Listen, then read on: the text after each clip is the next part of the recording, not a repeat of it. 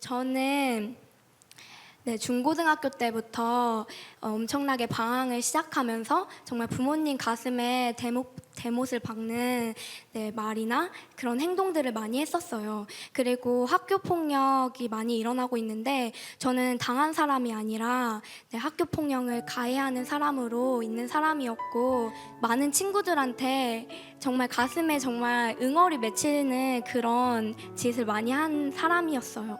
그런데 저는 고등학교 3학년 때 하나님을 정말 인격적으로 만날 수 있는 계기가 생겼어요.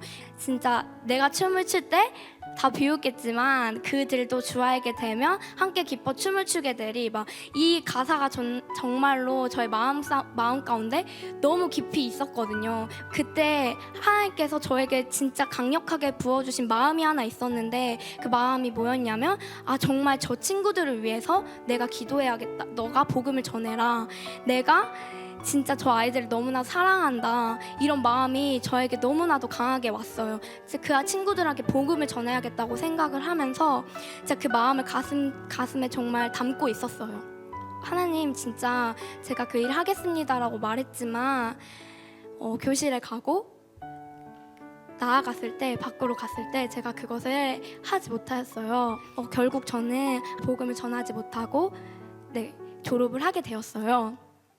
그런데 정말로 너무나도 감사한 것은, 제가 1년이 지난 후에 그 모교에 가게 됐는데, 그 모교에 갔을 때 하나님의 진짜 은혜로 한계 너머 희망찾기라는 CA 활동에 강의를 할 수 있는 기회가 저에게 주어졌어요. 거기에 48명의 학생들이 있는데 11명의 학생만 하나님을 믿고, 나머지 학생은 이전에 저와 같았던 모습들이 다 가지고 있는 학생들, 그리고 이전에 정말 내가 복음을 해야 하는 그런 학생들이 거기 다 모여 있었던 거예요. 그래서 그 친구들한테 제가 만난 하나님을 말할 수 있게 됐어요. 그래서 정말 저는 하나님이 분명하게 저한테 다시 불러주신 것을 정말 확신하거든요, 그 자리에서. 그래서 너무너무 감사한 거예요. 그래서 진짜 너무 감사한데, 제가 옛날에 만약에 그 자리에서 복음을 라면 지금쯤 그 복음을 듣고 함께 저랑 기뻐하고 진짜 함께 할 수 있었던 친구들이 있지 않았을까, 이런 생각을 하게 되면서 그 친구들한테 정말 미안한 마음을 전하고 싶습니다. 그리고 제가 학교 폭력을 하고 그다음에 마음에 상처 준 친구들이 너무 많이 있는데요. 그 친구들을 정말 일일이 한 명 한 명 이렇게 찾아다니면서 정말 미안하다고 얘기하고 싶었지만 진짜 그러지 못하였는데, 정말 이 자리를 빌어서 그 친구들이 만약에 이 방송을 본다면 그 친구들한테 정말 너무너무 미안했다고, 그리고 진짜 용서를 구하고 싶습니다.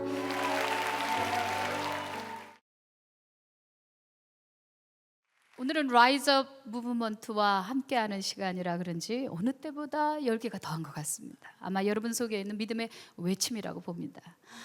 네, 좋습니다. 제 후배가 가진 질문인데요. 학교에서 이제 기도 모임하고 복음 전하려고 하는데 어려움이 있다고 막 토론을 하더라고요. 그래서 종교 행위는 금지라고 하는데 이제 어떻게 하면 좋을지 여쭤보고 싶습니다. 네, 공감합니다. 왜냐하면 저도 캠퍼스에서 전도할 때 예전에는 안 그랬는데 최근에 와서 부쩍 당신 계속 전도하면 고소할 거야. 아니, 실제적으로 지금 우리 피부에 마치 유럽에서 겪는 일들이 우리 지금 코앞에 와 있다는 겁니다. 근데 분명히 헌법에는 종교의 자유가 있어요. 그죠? 그 법 존중해야 돼요. 근데 학생인권 조례, 이번에 시에서 통과되었던 그 법이 있죠. 그것도 법이니까 우리가 존중을 해야 됩니다. 성 프란시스가 교황을 아련을 했는데 그 당시 교황이 아마 깨어있던 사람이 아니었던 것 같아요. 좀 마귀적이었던 것 같습니다. 자네는 저 로마에 구석구석 다니면서 화장실이나 청소를 해, 그랬는데 아멘. 그리고 그 성자가 집집마다 다니면서 화장실 청소를 했대요, 기쁘게. 그 사람 신앙이 인격이에요. 아름답습니다.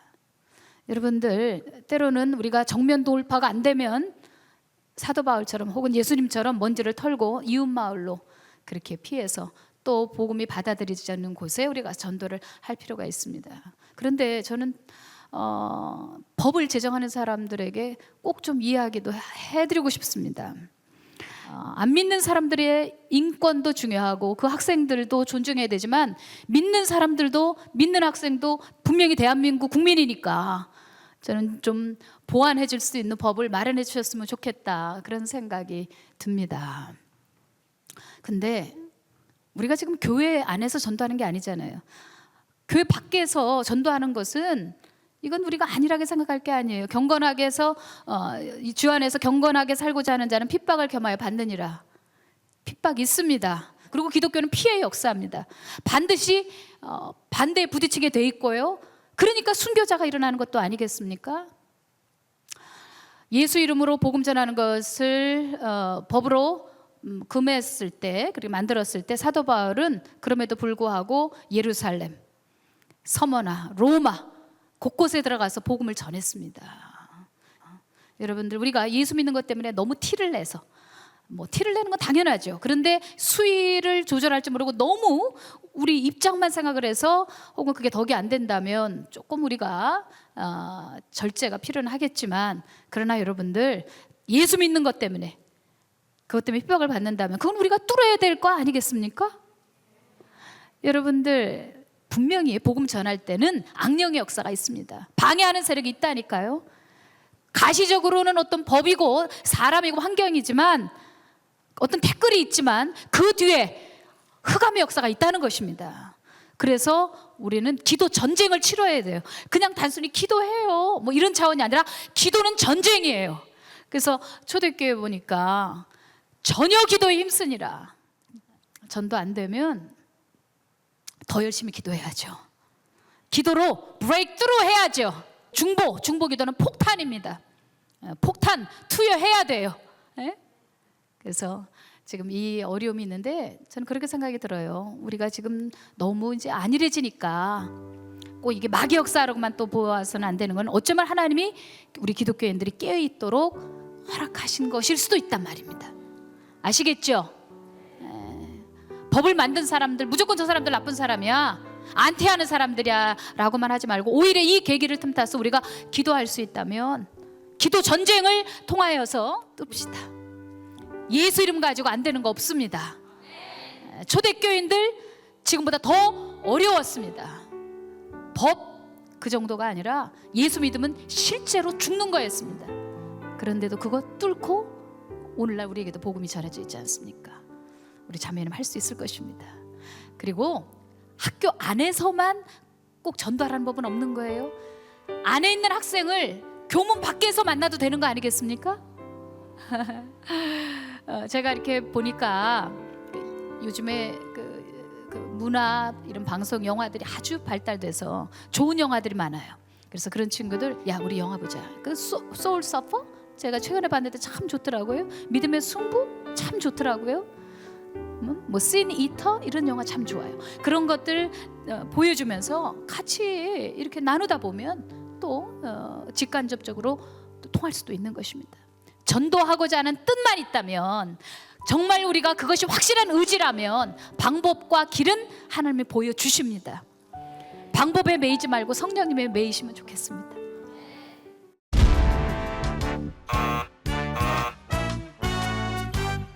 자, 두 번째 질문 받겠습니다.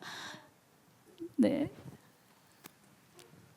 주변에서 교회가 대통령과 이제 나라를 위해서 기도하는 것이 소위 줄을 서는 것이 아니냐라고 하는 소리를 많이 듣는데, 나라와 민족을 위해서 기도하는 것이 옳은 것인지, 만약에 옳다면 어떻게 기도하는 것이 맞는지. 제가 사우디아라비아에서 한 6, 7년 선교사로 있었어요. 근데 거기가 무슬림 종주국이잖아요. 필리핀 사람 2사람이 성경 공부를 한다는 이유를 가지고 할라스 광장에서 목을 베어서 죽였습니다. 물론 종교로가 아니라 마약 혐의로, 마약을 한 건 아닌데 그렇게 해서 뒤집어 씌워서 죽였습니다. 그 왜 그러냐? 국가가 힘이 없으니까요. 그 당시에 저희와 함께 같이 선교했던 네덜란드 윈 선교사라고 있었어요. 근데 이 네덜란드 분은 그 당시에 그냥 성경 공부 정도 한 것이 아니라 비디오를 제작해서, 예수님 비디오 제작해가지고 사우디 전역에 뿌렸어요. 그랬는데 사형당하지 않고 출국으로 끝났습니다. 그 왜 그러냐면 국가의 힘 때문이에요. 이번에 박태환 그 수영 선수 말입니다. 그 친구가 실격될 뻔했어요. 그러다가 비디오 판독 우리나라에서 지역 방송에서 찍은 거예요. 그것 가지고 이거 보라고 잘못됐다고. 그랬더니 그거 30분 만에 보더니 해결해 줬어요. 그 실격할 수 있었던 것을 면할 수 있었어요. 여러분 그게 국가의 힘이에요. 속된 말로 여러분들 이제 여러분 버전이에요. 나라가 약하면 쪽팔립니다. 나라가 약하면 정당하게 지금 보호를 받지 못하고 선교 어렵습니다. 여러분 요즘에 그 독도에 관한 거 보세요. 예전에 힘없을 때 같으면 우리가 구부려야 됐을 거예요.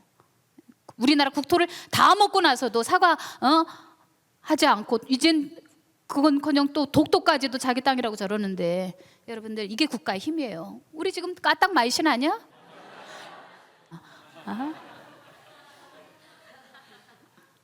안 되는 건 안 되는 거지. 아닌 건 아닌 거고, 그죠?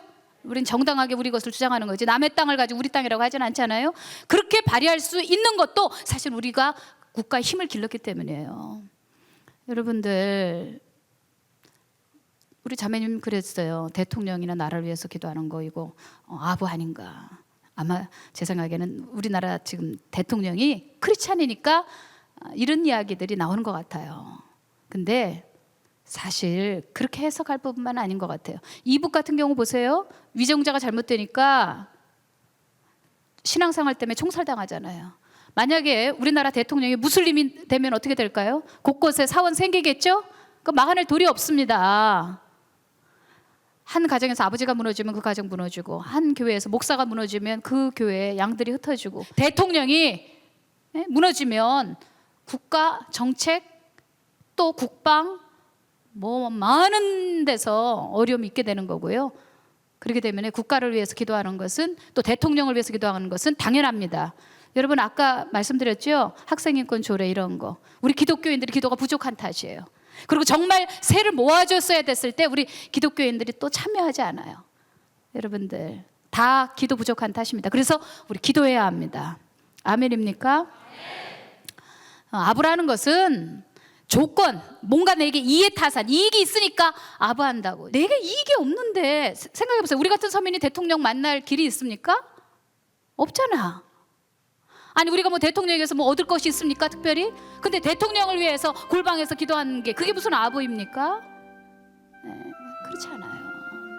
디모데전서 2장에 임금들을 위해서 높은 자리에 있는 권위자들을 위해서 기도하라. 그것을 우리가 고요한 중에 평안하게 신앙생활을 하기 위해서 필요하다. 그리고 복음이 전해지는 일에, 사람들을 구원하는 일에 우리가 그렇게 위정자들을 위해서 기도하는 것은 너무나 중요하다. 자신에게 그것이 돌아옵니다. 아멘. 특별히 기독교인들은 수세기 동안에 예수 믿는 것 때문에 끊임없이 권위자들을 통해서 핍박을 당했기 때문에 우리가 대통령을 위해서 기도하는 것은 당연한 것입니다. 여러분 심지어 우상을 섬기는 대통령이 나도 기도해 줘야 돼요. 원수를 위해서도 기도해 달라고 그랬는데, 그지? 아니 대통령을 위해서 기도하는 게 뭐가 나쁩니까? 그게 아부입니까? 그거 안티 기독교들이 하는 이야기들 많고, 정치인들이 괜히 이렇게 저렇게 코에 걸면 코걸이, 귀에 걸면 귀걸이 그렇게 해서 말하는 부분이 상당히 있기 때문에 우리가 속으면 안 됩니다. 대통령을 위해서 기도하십시오. 앞으로도 국가를 위해서도. 아멘.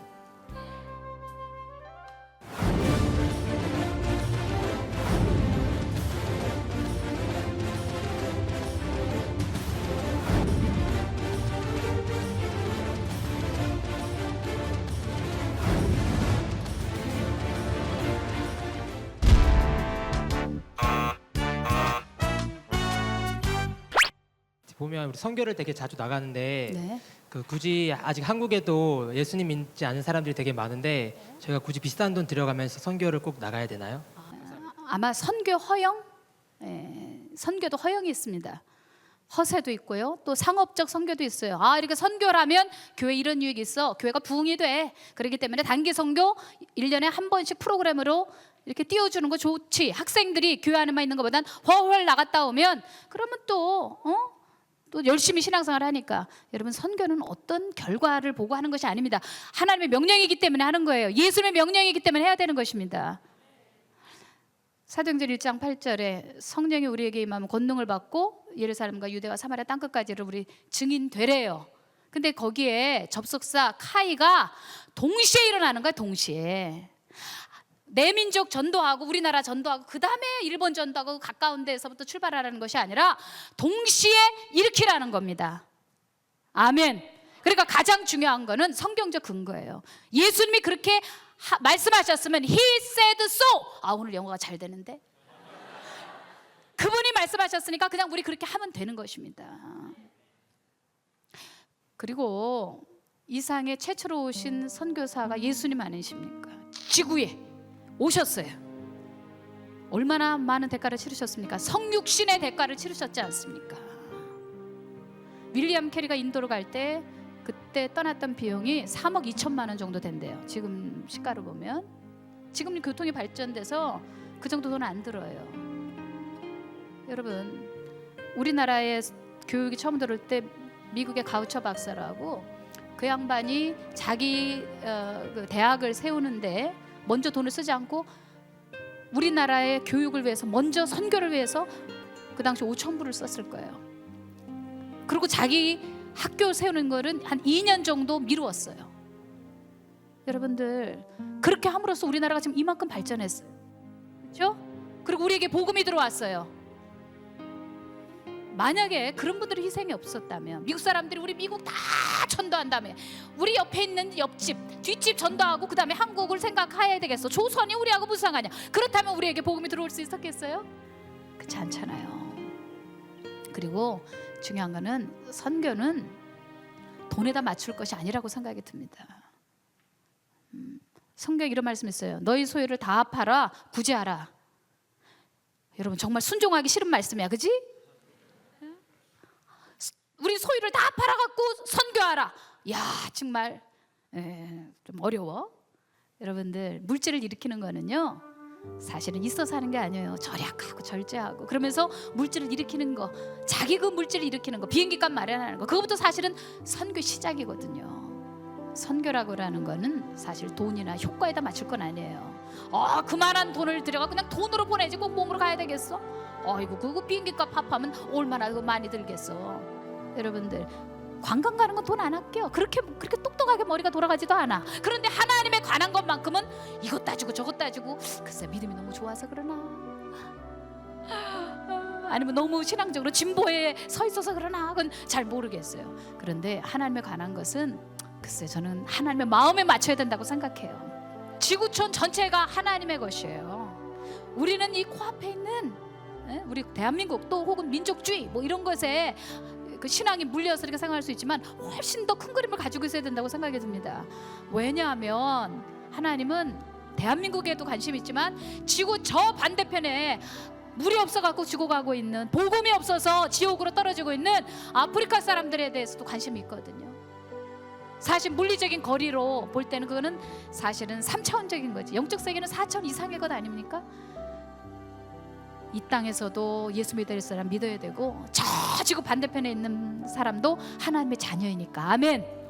그리고 우리가 가서 큰 선교 못해도 선교사님들에게 힘을 주고, 선교사님 사역하고 있는 뭐 예를 들면 성전을 건축하고 있다, 그럼 가서 벽돌이라도 지어주고.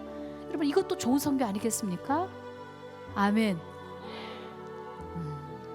오늘 질문에 우리 형제에게 그렇게 말씀드리고 싶습니다. 하나님의 하트를 가지고 선교를 이해하면 더 좋을 것 같아요. 전략적인 것보다. 아멘.